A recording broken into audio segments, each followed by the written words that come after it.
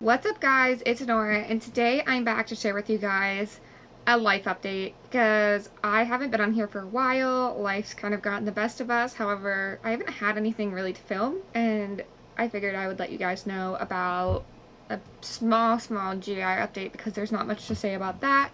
And this is mostly going to be a Sweden update. So when it comes to GI, I'm trying to switch GIs because I don't love my GI specialist at the moment. Not that he's like bad, and it's kind of also a little bit awkward because I work with him at my job. I'm not like in his office, however, he's a hospitalist at the hospital that I work at, so I might at some point like run into him or like catch him in one of my patients' rooms if they need GI. However, he's not an IBD specialist. That's apparent to me. He's a GI doctor, but not an IBD specialist. So my plan is to switch to a GI specialist that is at one of the other practices. I already previously was at another GI adult practice that just took forever to get a hold of for anything, and I just could not stand how they treated their patients. So I left them, went to this one.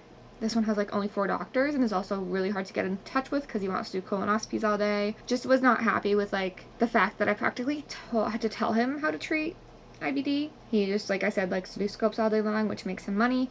However, I shouldn't have to tell my doctor how to treat myself. He should also be able to give me recommendations, and I did not feel like the recommendations that he was giving me were appropriate ones or were ones that were actually like helpful, valuable maybe, I don't know.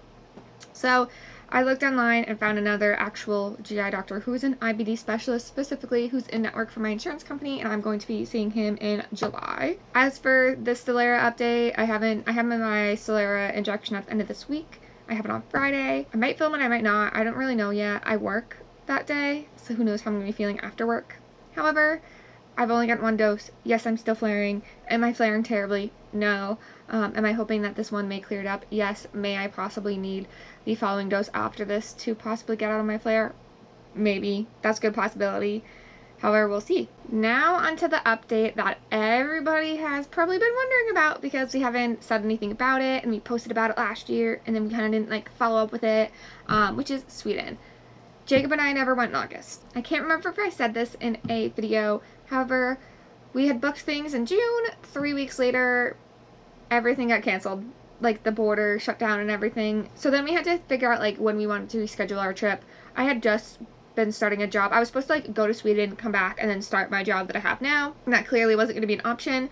And with the borders closing, there was a possibility that if we rescheduled it in September or October, that we might not be able to get back in the country. Still. At that point, like, the border still might be shut down. And also, like, past October, none of the tourist attractions were going to be open, which is one of the, like, the cheap things that we can do is get, like, a Go City pass and then go to all the attractions with that one pass. So there was going to be no point in going over there and then not being able to see, like, all the nature and it being cold and there being less daylight. So we just opted out to reschedule the whole trip entirely, and we were able to, like, move our flights to June, which is when we decided we were going to go, which is the upcoming June. We are scheduled to leave the 12th and get back the 25th. We are going to be flying overnight on the 12th, so we'll really be arriving on the 13th there at like 2 or 3 in the afternoon. Jacob and I have never been to Europe, so that's going to be scary. I'm afraid to like fly overseas and like over the water because you're just like in open water. I paid for extra leg room because I'm so ADHD and I know I'm going to need it. And I also paid for extra leg room on the way back.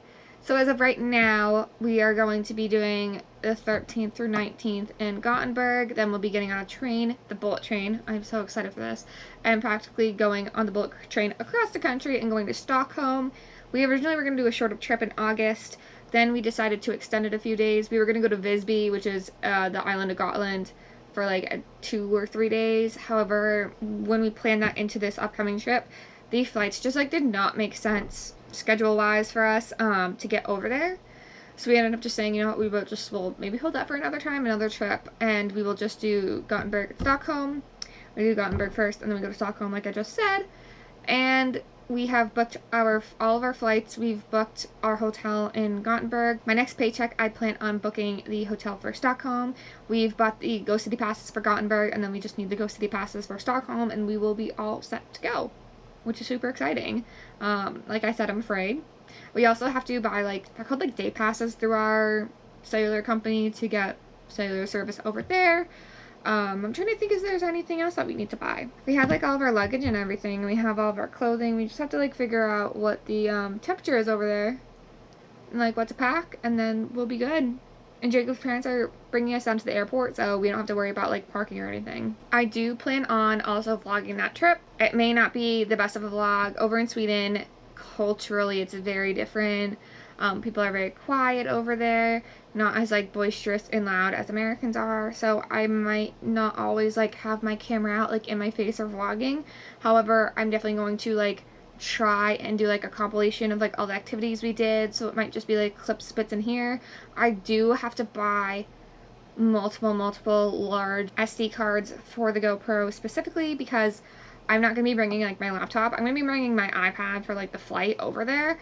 However, bringing my GoPro and then trying to like offload stuff on my computer that has no storage on it to then try and edit it just doesn't make sense. So how it's going to go down is I'm going to just bring a bunch of SD cards and just like flip them out as soon as we fill them up.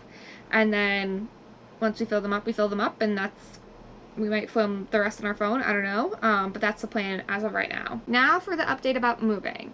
Now, I can't remember what we last said on here. However, there's been a lot more details and things that we've, like, learned about, figured out, whatever you want to say, in the time that we, like, last posted. We originally were going to go after the wedding. We realized it might not be the best idea to go and visit a country and move over there in, like, October, November. That's not going to be, like, enjoyable for us to do.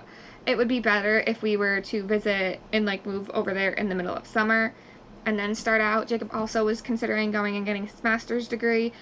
They do not let you start like mid-semester. You have to start in like August, September. So that was another reason that we weren't just like going to go over there, because he'd have to go over there on a student visa and they might not like approve him to go over early, nor would he be getting a job over there. So he'd just be like a sitting duck, not making money. So it didn't really make sense. So we decided that our now projected moving date is August of 2023.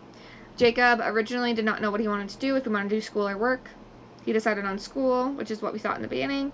He decided that he wants to go to Chalmers University, which has a bunch of engineering programs.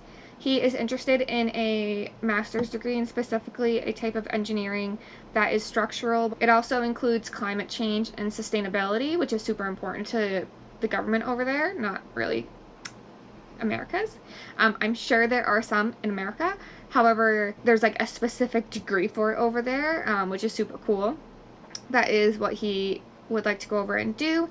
He may have to take some like core classes at the University of Gothenburg, because a lot of, I guess, they do a lot of their core classes through University of Gothenburg. So even though they're like separate colleges, they still work back and forth with each other. So we might have to do that. At the same time, he can also take free Swedish classes through both colleges, as long as it's in his like municipality, which is what they consider like districts over there. So that is his plan as of right now. He also, on his visa, is still allowed to like have a side job. So if he really wanted to, he could like work some small job. However, his main goal is going to be education. Now the update for nursing. When it came to me looking up stuff about nursing and how I could switch over my degree, originally I just found websites that were like, yeah, you just take like a proficiency test and you're all good to go. A month or two ago, I decided to look more into what this proficiency test was and figure out like what I really needed to know. Turns out there's a lot more to it. They have a like national board that looks over like all of the healthcare workers. So not only look over nurses, but they look over like physicians and physical therapists and audiologists and like all of those different professions that are in the healthcare field. And they can dictate what you need to do for each schooling, to get what degree, to do what experience, and all of that encompassed. Nursing in particular, to take this proficiency test, it is like the equivalent of what would be like a Spanish 3 over there. You have to have that level of knowledge, and you have to take it through a college or like what they consider a accredited course, I guess, to explain it. How they do it, they don't do like levels 1, 2, 3 over there. They do A1, A2, B1, B2, C1. I have to be C1 to take this proficiency test. So first, I have to apply and pretty much say, yes, I have a nursing degree, this was my schooling, this is all the information, and they have to like tell me, yes, I have a valid education for it, and then I can then move on to doing these Swedish language courses and then do the proficiency test. I've already applied to see if my education is like considered valid, That's like something that's super easy to do. It takes like a few months, so I haven't gotten that back yet. However, I don't think there will be any problems with it. I also at the same time am applying to take a course online to take the Swedish. Now I applied. It's very hard to find a course that you can take overseas. Also, it's very hard to find one that you take overseas that has like rolling enrollment / it's one that doesn't meet once a week. The reason that is super important is because I have a job that has different hours. I have a random schedule every single week, and while I could probably try and make a set schedule, there would still be a few days that I would get screwed over, and to attend these courses and to do these courses online, specific ones that meet once a week, I would like get in trouble if I didn't meet with them, probably get like down a letter grade, or I would consider like something would happen and it would be like negatively against me if I didn't meet with these classes once a week over Zoom. Also, they meet over Zoom Swedish time, which as you can probably understand would not work. So I was able to find one through Folkuniversitetet that was a rolling enrollment. You still have like a teacher, and it is still a course, and it's still Swedish A1. However, I'm having some problems with them sending me like the links to pay for it. I've reached out to a few people. I'm trying to get that figured out. I have the invoice. I booked it / registered for it. I'm just waiting for them to like send me the link so that I can pay for it, so then I can actually like start the class and get the resources. However, once I do all those classes, I then, to take the proficiency test, have to be in person. And it only is held in like 2 locations in Sweden. So however long it takes me to take these courses, we're going over when we go over. I plan on doing like a small side job, maybe like being a CNA or like a phlebotomist or something that I don't necessarily need a degree for, that I still have like the skills for, that I can just go over and do while I'm trying to get my Swedish language down. If I finish up to C1 by the time I get over there, great. When I get there, I can do the proficiency test. If not, that's cool. I'll just perfect my skills while I'm over there and still be working and still be on a work visa. Then once I take that proficiency test and I pass it, I then have to take some like language course on the laws and ethics, which understandably so, I need to know what I can legally do as a nurse. Also, Folkuniversitetet has specific classes that also are for nurses, like medical terminology. So once I finish C1, I can also take a course like that, which I think will be really interesting.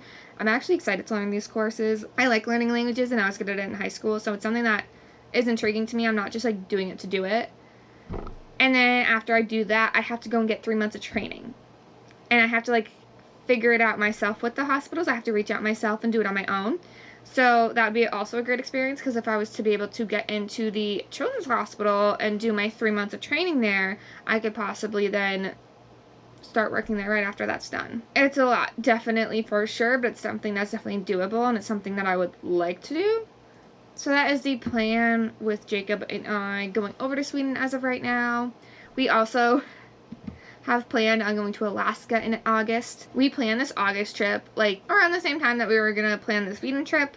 However, we had not booked it until like this upcoming August. It's not been rescheduled. It's been booked for August. We wanted to like do another trip before we left Sweden. We wanted to do something that would be easy to get to / like travel time would be decreased if we went from like where we live now versus being in Sweden. So we decided to do an Alaskan cruise. We think it's something that would be super cool, and also it's something that we don't feel like we need to do again in life, but it's a place that we want to go and see. So August 8th to 15th, we're going to be in Alaska. And then in September, we get married. We have like a lot going on. However, the other great thing is that all my debt for like my schooling and everything should be paid off by the time we get married, or maybe like a month afterwards, if at most. So by the time that we get to Sweden in August, the following August, so we're going to have a lot of money saved up. So that money isn't probably going to be a concern of ours when we get over there, which is something that's really awesome, and that's something that's also helpful if Jacob's going over there to do schooling. He doesn't need to worry about getting a job because we'll already be set with our money. And then in terms of me, if I wanted to just go over there and do schooling and training for a little bit, that would probably also be doable for me, something I could be attainable for me. Otherwise, I can also have a side job and get some work experience. So thank you guys for watching. I believe that is all of the updates for right now. It's a lot of information, and it's a lot to like figure out and digest and understand. However, if you did make it this far, thanks for watching. You're probably a family member, if anything. And I'll see you guys next time.